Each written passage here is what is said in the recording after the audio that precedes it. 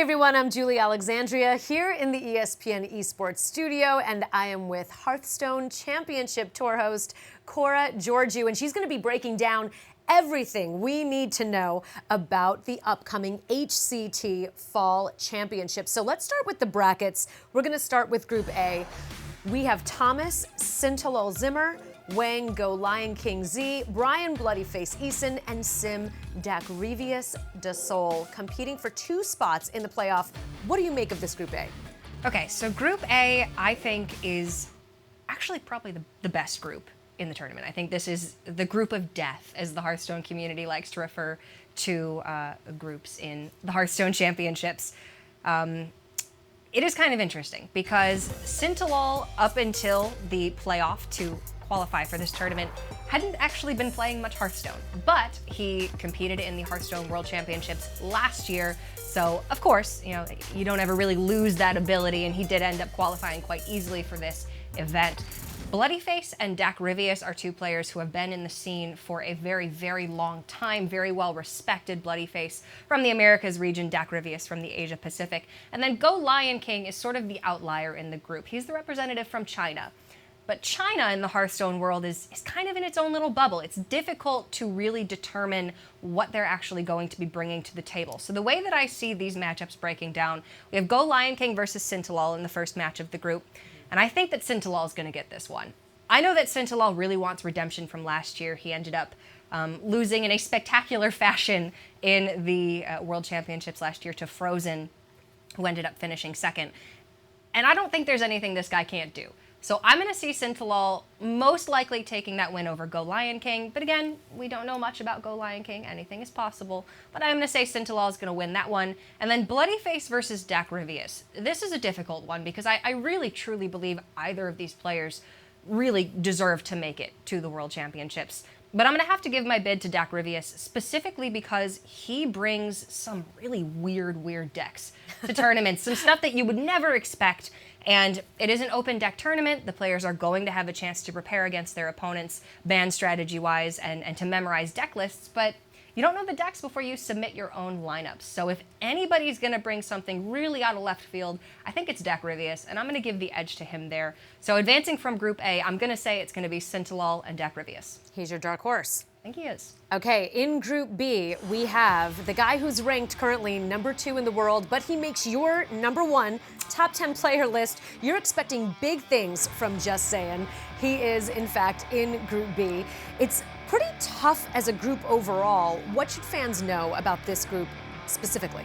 So this, I would have to say, is probably the second most difficult group, specifically because Just Saying and Akumaker are players of such a high pedigree in Hearthstone. Like you said, Just Saying is 2nd ranked in the world currently. I think he's going to be edging out Hunter Ace just a little bit. That's why I put him at number 1 in my personal power rankings. And they are going to be playing the first matchup. The second matchup is Moyen taking on Kaimiao. This one's a little bit more difficult to really determine. Moyen from the European region, we don't know much about him.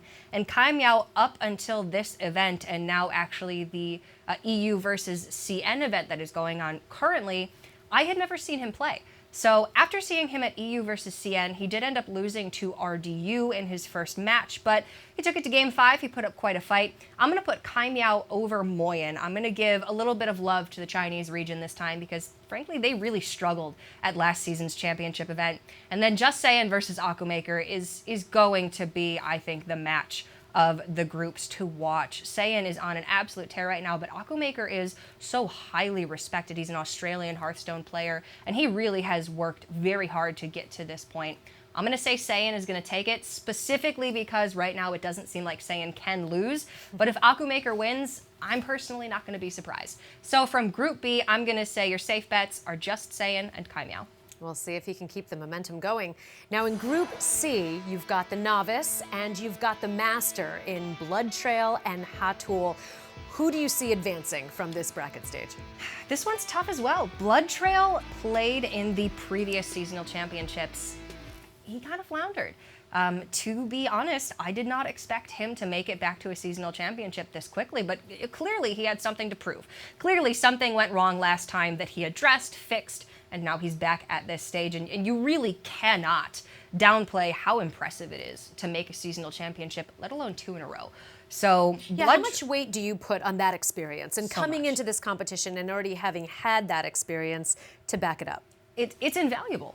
I feel like for a lot of these players, specifically the non-native English-speaking players, Blood Trail being from the Asia-Pacific region, you cannot put more value on getting that opportunity to be on stage, getting that opportunity to be in an unfamiliar environment and to play in that stressful situation is invaluable experience. So I do think that Blood Trail is going to put on a much better performance this time around. But Language Hacker, his opponent in the first match of Group C, specifically is a player that I have run into quite a bit on the ladder, and he's beaten me so many times, Julie. Language Hacker is, again, he's one of those players. He's from Canada. He is kind of a player who's flown under the radar for a very long time, but he's been playing for years and years, and clearly now he's got his opportunity to shine. So this matchup is a little bit difficult to determine. Blood Trail's got the experience now, but Language Hacker, I think, is a stronger player overall. I'm going to give Language Hacker the benefit of the doubt and say that he's going to win that match. And then we have Trunks versus Hatul. Hatul is a player from Israel, and Trunks is the most well-known Chinese player that we have in this tournament. I really like Trunks as a player, and I really, my heart goes out to the underdog pretty much always. And I think China in competitive Hearthstone is pretty much always the underdog. As weird as that is to say, their player base is bigger than any other player base in the world for Hearthstone. But the Chinese players right now are really having a tough time. And I think if any player is going to qualify for the World Championships from China, Trunks is going to be the guy to do it in this tournament. So for Group C, I'm going to say it's going to be Language Hacker and Trunks. And finally, Group D, you've got a nice little mix here of some novices and also some very experienced players. Who do you see coming out on top? This group is really, really interesting to me because the very first matchup, Renmin versus Island Cat, I have not seen Island Cat ever. The Chinese qualification for the championships, they do it themselves through a series of criteria, and then they send their 4 players, and we just kind of have to figure it out as we go. You know, we as commentators and hosts don't really know what to expect. So I'm really excited to see Island Cat play, simply because he could bring anything. He's a wild card. And then Renmin is one of the European players. He, again, kind of came out of nowhere, but really impressed at the European playoffs. I'm excited to see him do his thing, and I think that this could be Renmin's chance to shine. But again, you never know much about China. Island Cat very easily could roll up to this tournament and just absolutely destroy everybody. But the match that I'm really looking at for Group D is Tyler versus Tincho. Tincho is a South American player, and Tyler, before was actually playing for the European region. He recently moved to Vietnam, and in his first tournament playing for the Asia-Pacific region, qualified for the championship event.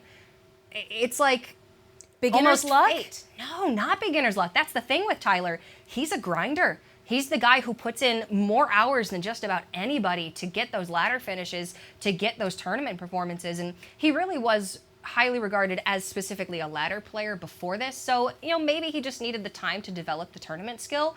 But it seems like it was almost fate. The first time that Tyler plays for the Asia-Pacific region, he has his best performance, and he ends up getting to the championship event. So I think Tyler's going to beat Tincho.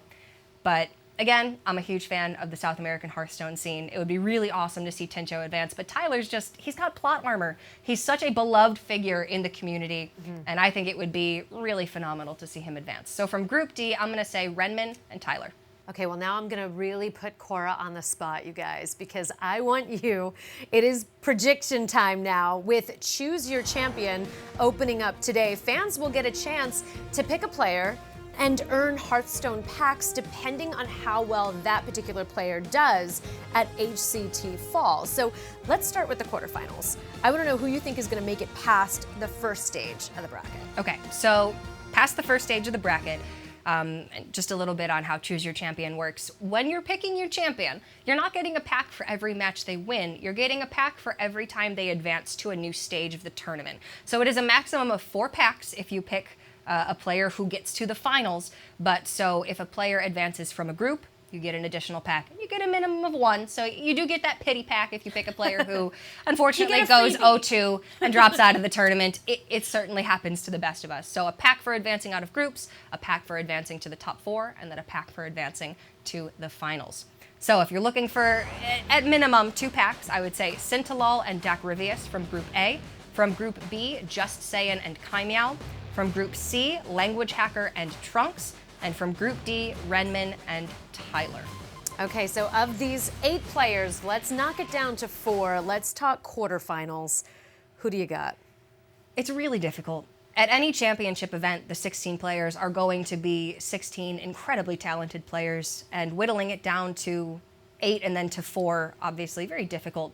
But the top 4 players are the players who do then qualify for the World Championships. So a lot on the line here. Yeah, to say the least. I mean, this is what these players work for their entire lives. A lot of these players do this full time. This is their jobs. So this means the world to them to potentially make the World Championships.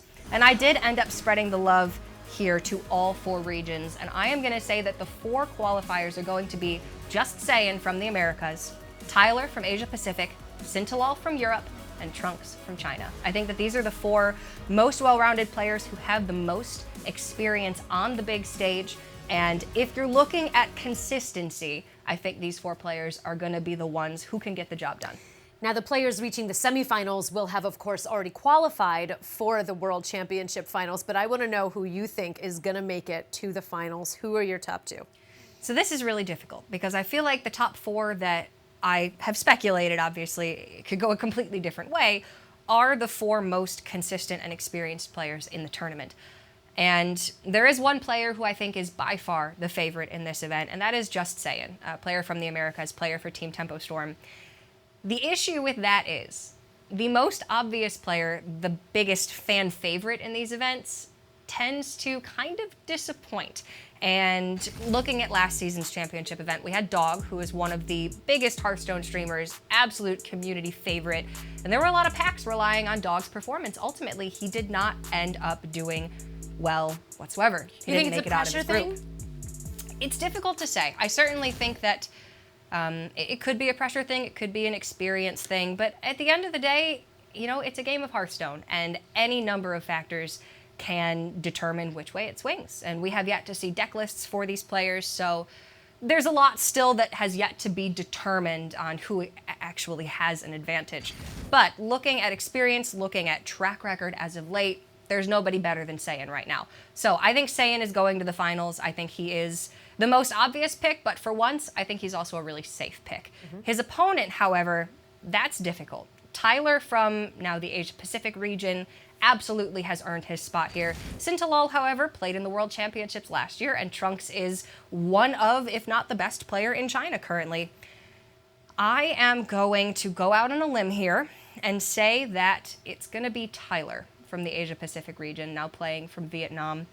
And I think if we had a finals that was Saiyan versus Tyler, it would be an incredible finals, 2 really beloved players in the community. And honestly, I don't know which way that would go. I think that would be a really fun finals to watch. I gotta ask you which way it's gonna go. Of course you do. Who is going to take it all? Who is going to win the trophy? And who is gonna win our wonderful audience members those free packs? Who do you got? It's gotta be Saiyan. It has to be. It has to be Just Saiyan. I feel like his story right now in Hearthstone is unmatched. He overcame his rival, Hunter Ace, who was the best player in the world for months. He managed to overcome that obstacle, and now he's qualified for his first championship event. He was the player on Team Tempo Storm who didn't have a tour stop victory. He was the player who was defeated, who was feeling like he wasn't good enough, who wasn't pulling his weight, and now he's just made this meteoric rise in the last couple of months, and it would be so appropriate for Saiyan to get his spot at the World Championships and be able to match his teammates Muzzy and Amnesiac, who have competed at the World Championships in the past. I'm gonna give it to Saiyan. It'd be a fairy tale finish. Well, we'll see how Just Saiyan and the rest of your picks, Cora, do October 11th to the 14th. Very exciting. Thank you so much for joining us. And for full coverage of everything HCT, be sure to keep it here at espn.com/esports. I'm Julie Alexandria. Thanks for watching.